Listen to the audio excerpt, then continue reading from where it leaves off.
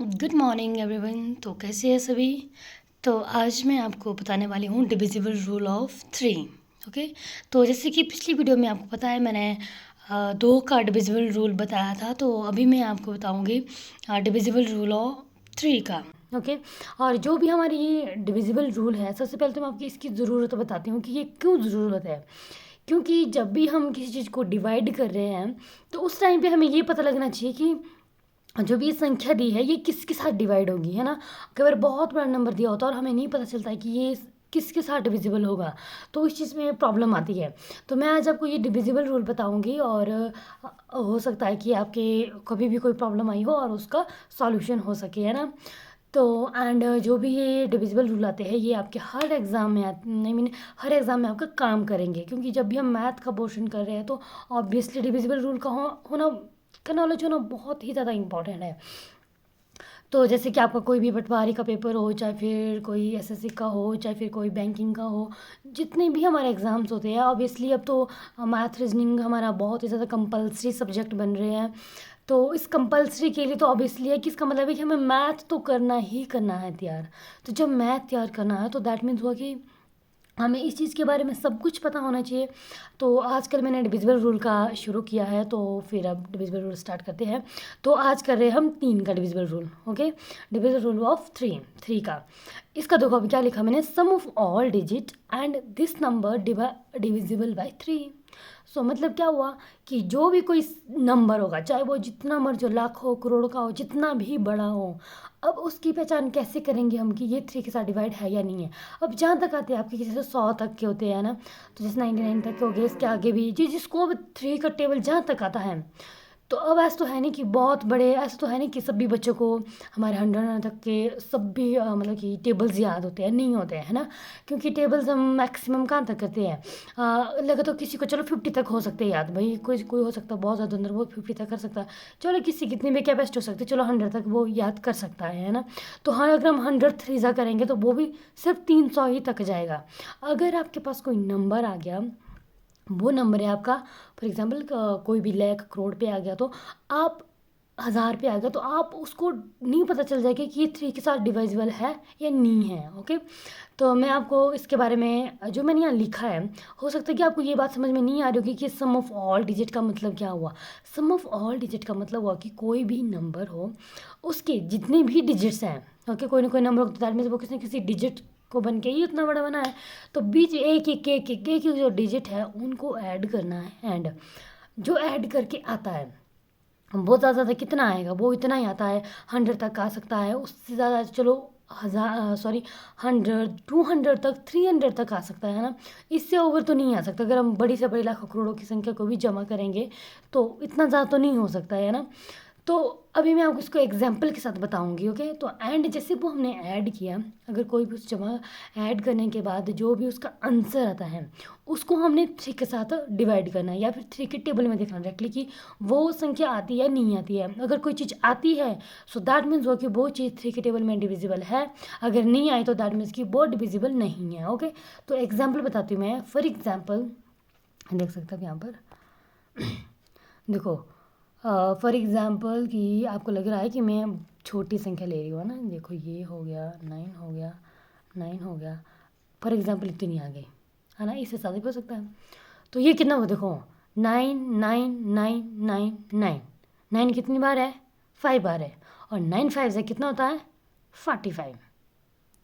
तो जब 9 5 से हमारा 45 होता है, सो अब देखो कितना भी, देखो अब देखो मैंने कितना लिया है 99,999। अगर मैं इसको छोड़ लो, ये भी आपको अगर स्मॉल लग रहा है ना तो देख सकते हैं आप, 90 इतना बड़ा भी वैसे आ नहीं सकता है पेपर में, क्या पता आ भी सकते हैं। 99 9 और 9, देखो ये कितना बना हुआ। अब बनाइए 99,99,999। तो अब देखना ये अब कितना हुआ, तो कितने ये 9 6 7, तो 7 9 ज़ा 63। अब देखो चाहे आप लाखों तक भी संख्या लेना तब भी वो 63 तक ही आ रहा है ऐड करके। जब अब देखो ना, इतना बड़ी से बड़ा, इतना बड़े से, क्योंकि सबसे बड़ी संख्या तो हमारी सबसे बड़ी संख्या तो हमारा 9 ही होता है। अब 9 ही सबसे बड़ा होता है। अगर हम इसका अगर एक भी जोड़ दिया जाए ना, तो दैट मीन्स है कि वो जाएगी सीधा करोड़ लाख से भी ऊपर, है ना। इतनी बड़ी संख्या वैसे नहीं आती, अगर आ भी गई तो वो क्या है, वो हमारा 63 मैंने 100 से ऊपर तो वो बड़ी रेयर केस में जाएगा, है ना। तो यहाँ तक तो हमें पता होता है कि 3 के ये डिविजिबल है या नहीं है ना। अब देखो, जैसे हमारे पास 63 आ गया, हो सकता है कि किसी को नहीं पता चलेगा कि यार 63 भी कटेगा 3 के टेबल में या नहीं कटेगा। अब देखो, आया क्या है आपके पास 63।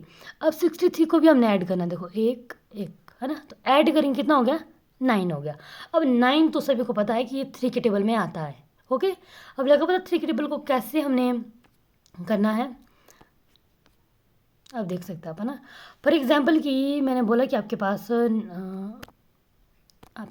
फॉर एग्जाम्पल कि 3,20,000, अब कितना हुआ ये 5, सो 6, 7, 8 और 9।